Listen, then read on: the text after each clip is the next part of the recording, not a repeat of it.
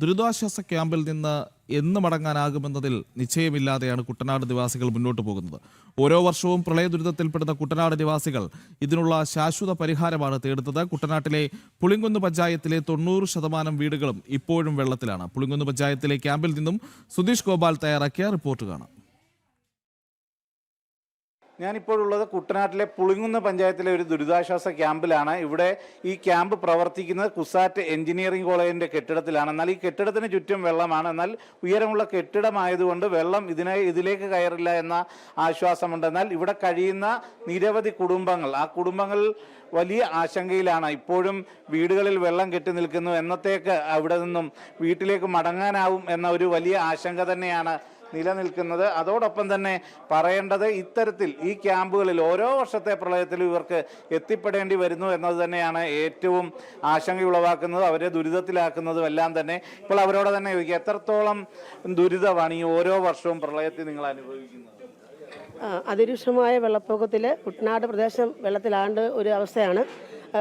കുട്ടനാട്ടിലെ ജനങ്ങൾക്ക് എല്ലാ രീതിയിലും ബുദ്ധിമുട്ടാണ്. ദുരിതാശ്വാസ ക്യാമ്പിൽ വന്ന് മാത്രമേ ഞങ്ങളൊരു ആശ്രയം സാകുള്ളൂ. മിക്ക വീടുകളിലും വെള്ളം കയറി വീടിൻ്റെ അവസ്ഥ തന്നെ ശോചനീയാവസ്ഥ വന്നിരിക്കുകയാണ്. കുടിവെള്ളമില്ല, ബാത്റൂം എല്ലാം വൃത്തികേടായി, വീടും എല്ലാം പോയി. ആ ഒരു അവസ്ഥയിലാണ് കുട്ടനാട്ടിലെ ജനങ്ങൾ ഭൂരിഭാഗം ആൾക്കാരും. അപ്പം ദുരിതാശ്വാസ ക്യാമ്പിൽ വന്നെങ്കിൽ മാത്രമേ രോഗികൾക്ക് ഭക്ഷണമായാലും മരുന്നായാലും ജനങ്ങൾക്ക് വേണ്ടുന്ന കാര്യങ്ങൾ മാത്രം എല്ലാം കിട്ടുന്ന ഒരവസ്ഥയിൽ ഇപ്പം വന്നിരിക്കുകയാണ്. വളരെ ദുഃഖകരമായ ഒരവസ്ഥയാണ് കുട്ടനാടിൻ്റെ അവസ്ഥ. ഇപ്പോൾ ഈ കുട്ടികളെ അടക്കം ഉള്ളവരെ എത്രത്തോളം ആശങ്കയോടെ ഈ വെള്ളപ്പൊക്കം കാണുന്നത്? അവർ അപകടത്തിൽപ്പെടാനുള്ള സാധ്യത, അവരുടെ മറ്റ് സൗകര്യങ്ങൾ, പഠിത്തം എല്ലാം പ്രശ്നം. ഇപ്പോൾ മാസങ്ങളോളമാണ് പലപ്പോഴും കുട്ടനാട്ടിൽ സ്കൂളുകൾ അടച്ചിടേണ്ട അവസ്ഥ. ഇത്തവണ അതേ അവസ്ഥ തന്നെയാണ്. അതേ അവസ്ഥ തന്നെയാണ്. ഇപ്പോൾ എനിക്ക് 2 കൊച്ചു പിള്ളേരാണുള്ളത്. പിന്നെ പ്രായം ഒരു അമ്മയുണ്ട്. ഭയങ്കര ബുദ്ധിമുട്ടിയാണ് ഞങ്ങൾ കഴിയുന്നത്. ഇവിടം വരെ വരാൻ തന്നെ ഭയങ്കര ബുദ്ധിമുട്ടാണ്. പിന്നെ ഞങ്ങൾ അമ്മേനെ ഇവിടെ ഒന്ന് കൊണ്ടുവരുമായിരുന്നു. വീട്ടിൽ നിന്ന് കൊണ്ടുവന്ന് വീട്ടിൽ നിന്ന് ഇതുവരെ വെള്ളം ഇറങ്ങിയിട്ടില്ല. അതിൻ്റെ ഭയങ്കര ബുദ്ധിമുട്ടാണ്. ഇവിടെ അങ്ങനെ ഉണ്ട് അമ്മ, ഈ തണുപ്പൊക്കെ ആയിട്ട് ഇവിടെ വന്ന ഒരു ആശ്വാസമുണ്ടോ? ആശ്വാസം ഇവിടെ ഉണ്ട്. എന്നാലും ഞങ്ങൾക്ക് ഞങ്ങളുടെ വീട്ടുകളിൽ ചെന്നാൽ മുട്ടത്തം വെള്ളമുണ്ട്. ഇപ്പോഴും വെള്ളത്തിൽ തന്നെയാണ്. കട്ടിൽ വെള്ളം ഞങ്ങൾ പൊക്കി വെച്ചിട്ടുണ്ട്. എങ്കിൽ തന്നെ ഞങ്ങൾക്ക് ഇവിടെ നിൽക്കുന്നെങ്കിലും അവിടെ ചെന്ന എത്ര ദിവസം കൊണ്ട്, എത്ര നേരം കൊണ്ട് വേണം ഈ പെരയെല്ലാം വൃത്തിയാക്കണം. ബാത്റൂമിൽ പോലും പോകാനുള്ള മാർഗമില്ല. മുട്ടറ്റം വെള്ളമായിട്ടാണ് ഞങ്ങൾ കഴിഞ്ഞു കൂടുന്നത്. ഇപ്പോഴും വീടുകളിലെല്ലാം വെള്ളം പൂർണ്ണമായിട്ട് ഇറങ്ങിയിട്ടില്ല. നമുക്കൊരാശങ്കയുണ്ട്. എന്തായാലും ഒരു 2-3 ദിവസത്തിനുള്ളിൽ പോകാമെന്നാണ് നമുക്ക് കരുതുന്നത്. ഇത് പോയാലും വീട്ടിൽ ചെന്നാലും വീട്ടിലെ അവസ്ഥ വളരെ മോശമാണ്.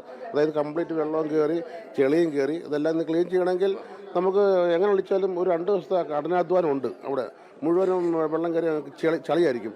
ഇന്ന് പഞ്ചായത്ത് പ്രസിഡന്റിനോട് നമുക്ക് ഇപ്പോഴത്തെ അവസ്ഥയൊന്ന് ചോദിച്ചേട്ടാ, എത്രത്തോളം നമ്മുടെ കഴിഞ്ഞ ഞായറാഴ്ച തന്നെ വെള്ളത്തിൻ്റെ രൂക്ഷത കാണാൻ തുടങ്ങിയപ്പോൾ തന്നെ ഞാൻ സെക്രട്ടറിയുടെ ബോട്ടും മറ്റു സ്ഥലങ്ങളും വണ്ടിയൊക്കെ ഇട്ട് നമ്മളെല്ലാ സ്ഥലങ്ങളിലും ഒരു കായൽ പ്രദേശങ്ങളിൽ താമസിക്കുന്ന ഏരിയ 1-ാം വാർഡിലൊക്കെ ഉണ്ട്. ഇവിടെ 6000, പുത്തൻ 6000, 4000 കായൽ അവിടെയൊക്കെ നമ്മൾ സന്ദർശിച്ചു. തിങ്കളാഴ്ച തന്നെ കാര്യങ്ങൾ ഉടനെ തന്നെ കളക്ടറെ അറിയിച്ചു. തഹസിൽദാരെ എല്ലാവരും ബന്ധപ്പെട്ടില്ല. അങ്ങനെ തിങ്കളാഴ്ച ഉടനെ നമ്മൾ ആരംഭിക്കാൻ തുടങ്ങി. തിങ്കളാഴ്ച കുറച്ച് പേരുണ്ടാകും. ചൊവ്വാഴ്ച തൊട്ട് പെട്ടെന്ന് പോകുന്നു ആൾക്കാരിങ്ങനെ വന്നുകൊണ്ട് ചൊവ്വ ബുധൻ ഇപ്പം നമ്മൾ 350 പേരോളം താമസിക്കുന്നുണ്ട്. ഇപ്പം മൊത്തത്തിലുള്ള പഞ്ചായത്തിൻ്റെ ഒരു സാഹചര്യ അവസ്ഥ എന്താ? മൊത്തത്തിൽ ഏതാണ്ട് 2024-25 കഴിഞ്ഞ് വലിയ ടോപ്പായിട്ട് വെച്ച ഭവനങ്ങൾ ഒഴിച്ച് ബാക്കിയെല്ലാം വെള്ളത്തിലാണ്. എന്നുവെച്ചാൽ ഏതാണ്ട് കുറച്ച് വീടുകൾ 2000 ശേഷം കുറേ വീടൊക്കെ പൊക്കിപ്പെടുന്നുണ്ട്. അതിന് ശേഷമുള്ള വീടുകളെല്ലാം വെള്ളത്തിലാണ്. ആളുകളെല്ലാം ദുരിതത്തിലാണ്. കുറേ അധികം ആളുകൾ ആലപ്പുഴ ചാനാശ്ശേരിയിലൊക്കെ പോയിട്ടുണ്ട്.